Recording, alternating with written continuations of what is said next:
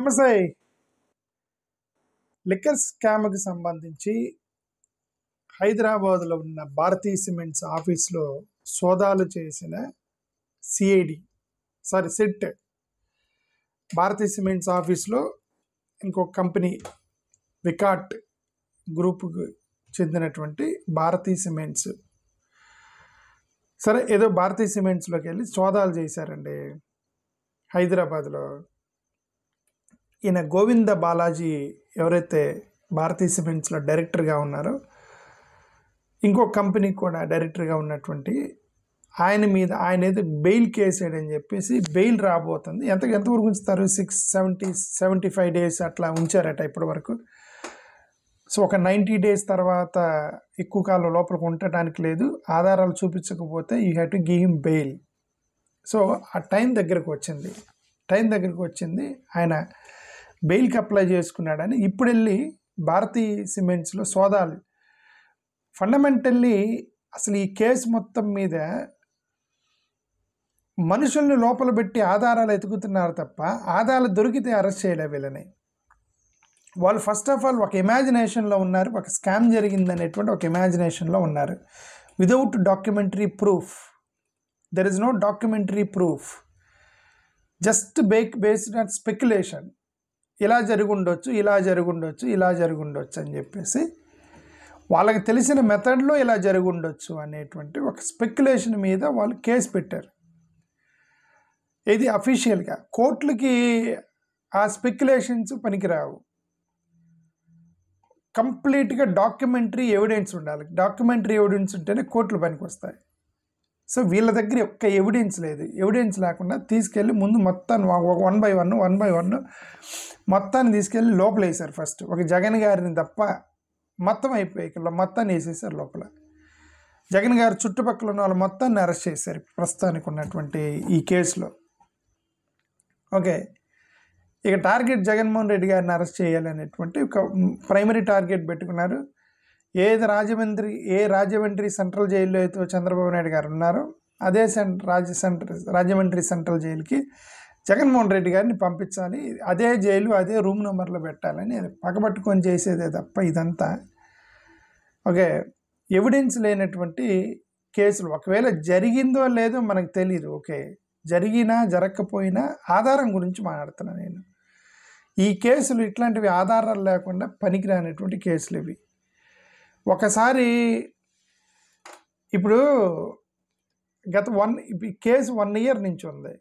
1 year నుంచి ఇప్పటి వరకు ఏం ఇన్వెస్టిగేట్ చేశారండి?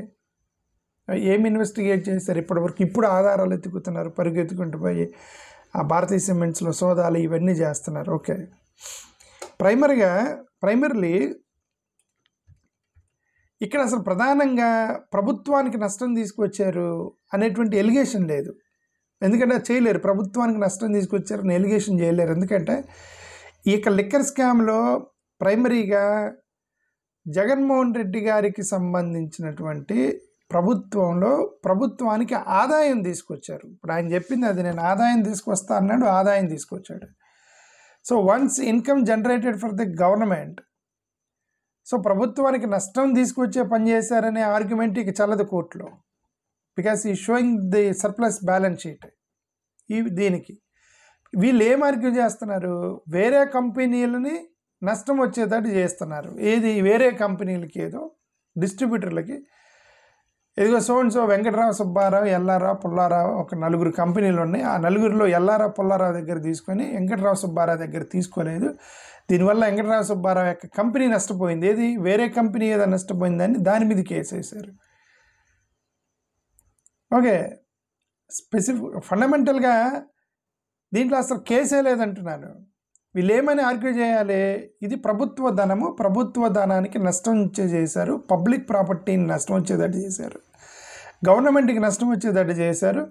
దాన్ని ప్రూవ్ చేస్తే మీ కేసు ఉంటుంది. అసలు దాని మీద ఎలిగేషనే లేదు, ఎలిగేషన్ చేయలేరు. ఎందుకంటే ఇన్కమ్ వచ్చింది, ఇన్కమ్ జనరేట్ చేశారు ప్రభుత్వానికి. దాన్ని తీసుకెళ్ళి అమ్మఒడికో ఎక్కడో పెట్టారు. ఓకే, మిగతా వెనక వీళ్ళ ఆరోపణ ఏంటంటే ఎవరో వెనక కమిషన్లు ఇచ్చారని చెప్పేసి ఆ కమిషన్ల కోసం వేరే 2-3 కంపెనీలు తీసుకొని మిగతా కంపెనీలు నష్టపోయే దాని మీద అనేటువంటి ఎలిగేషన్ అనేది.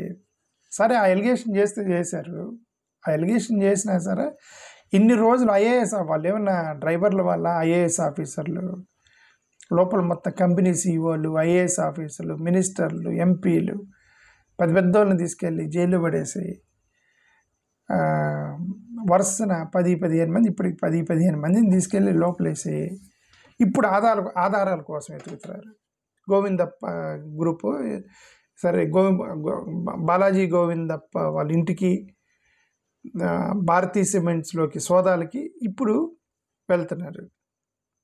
ఇప్పుడు వెళ్తే ఏముంటాయి, ఇంత సంవత్సరం పాటు ఇన్వెస్టిగేట్ జరుగుతున్నప్పుడు ఇప్పుడు భారతీ సిమెంట్స్ యొక్క ఆఫీసులో డబ్బులు పెట్టుకొని కూర్చుంటారా? బాలాజీ గోవిందప్ప గారి ఇంట్లో ఆయన మీద కేసు పెట్టి జైల్లో ఉంటే ఆయన ఇంట్లో డబ్బులు పెట్టుకొని కూర్చుంటారా? ఒకవేళ నిజంగా చేశాను డబ్బులు పెట్టుకొని కూర్చుంటారా? ఓకే, ఇదంతా ఏంటంటే ఆయన్ని బెయిల్ రాకుండా చేసేటువంటి హడావిడే తప్ప ఏం లేదని నా ఉద్దేశం. ఫస్ట్ ఆఫ్ ఆల్ ఆధారం లేకుండా అరెస్ట్ చేశారు వీళ్ళందరినీ.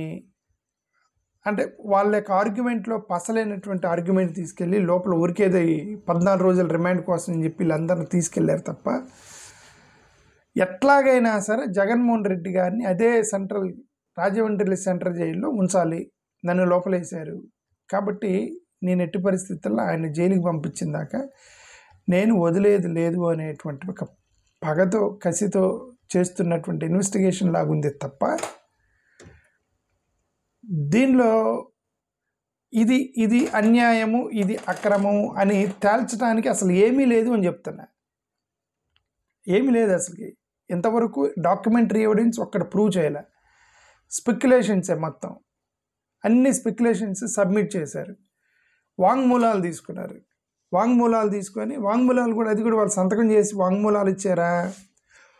ఎవరన్నా ఎప్రూవర్గా మారారా? పోనీ ఇప్పటివరకు ఒక్కరన్నా ఎప్రూవర్గా మారి ఇదిగో నేను ఒక విజయసాయిరెడ్డి గారి సంగతి వదిలేండి, విజయసాయిరెడ్డి గారు తప్ప మిగతా వాళ్ళు ఎవరన్నా అప్రూవర్గా మారి రిటర్న్ స్టేట్మెంట్ ఇచ్చి రిటర్న్ స్టేట్మెంట్ ప్రకారం వీళ్ళని ఏమన్నా అరెస్ట్ చేసి దాన్ని తీసుకున్నారా? లేదు. వాళ్ళు ఏం చెప్తున్నారు, సంతకం పెట్టమంటే పెట్టట్లేదు కానీ కన్ఫెస్ చేశారని చెప్పి చెప్తున్నారు.